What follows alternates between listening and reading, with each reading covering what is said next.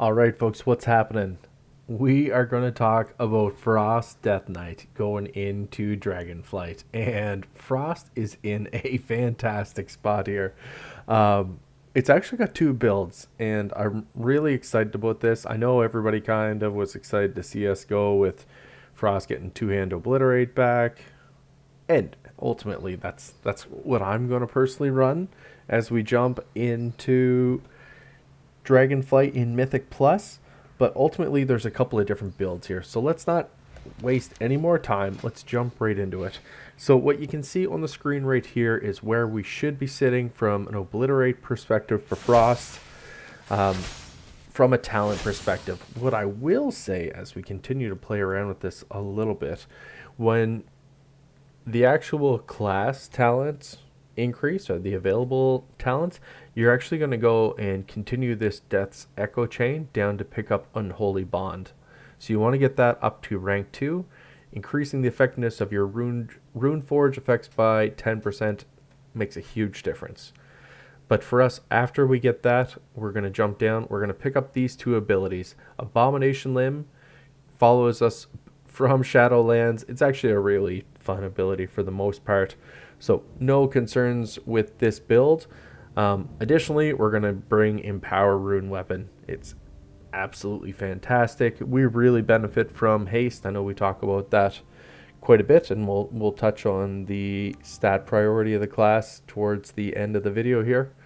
So this is the primary build from a class perspective.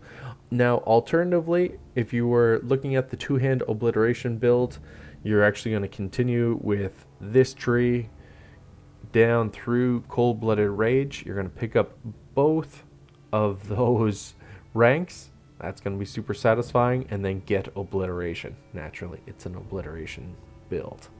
So while Pillar of Frost is active, Frost Strike, Glacial Advance, Howling Blast always grant Killing Machine and have a 30% chance to generate a room.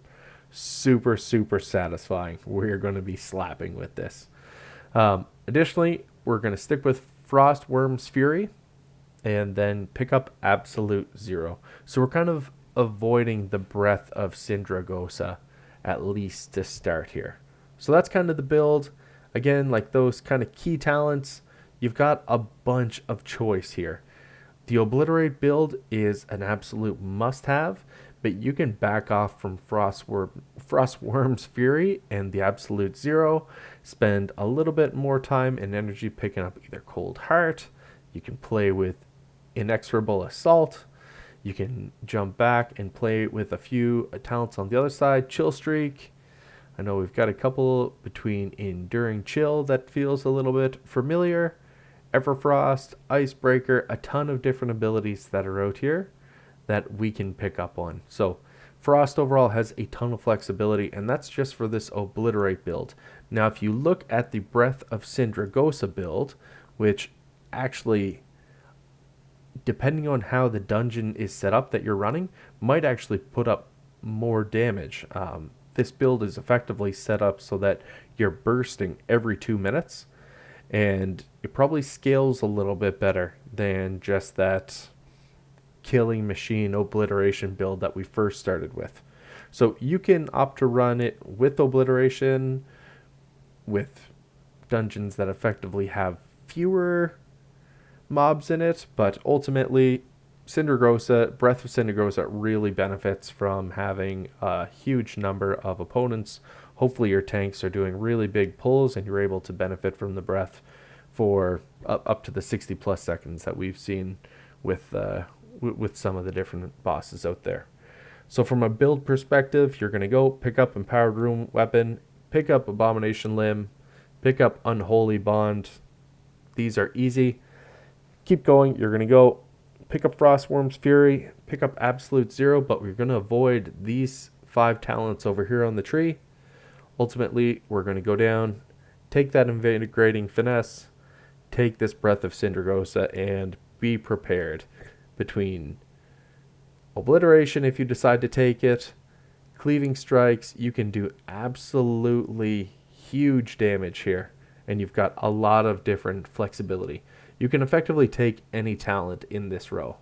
If you think you need more heals, improved Death Strike, if you think you need the runic power benefit, there's some perks there for interrupting if that's going to be your job.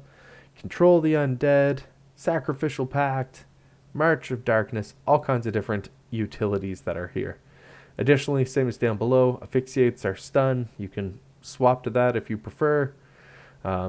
Assimilation, like I like Anti-Magic Zone. Like I feel like it's a core Death Knight ability now, even though we're not grabbing it right away with this build. Death Pack's been with us forever. A lot of different fun abilities here, so I feel like we're not losing a lot. I feel like we've got a lot of options on the table. So let me know your thoughts down below. What is going down with this big boy in Dragonflight? Are we primed for a wicked start, or what's coming at Frost next? I think we're going to have Death Knights all over the place here by the time the first season kicks off. Ton of fun to come.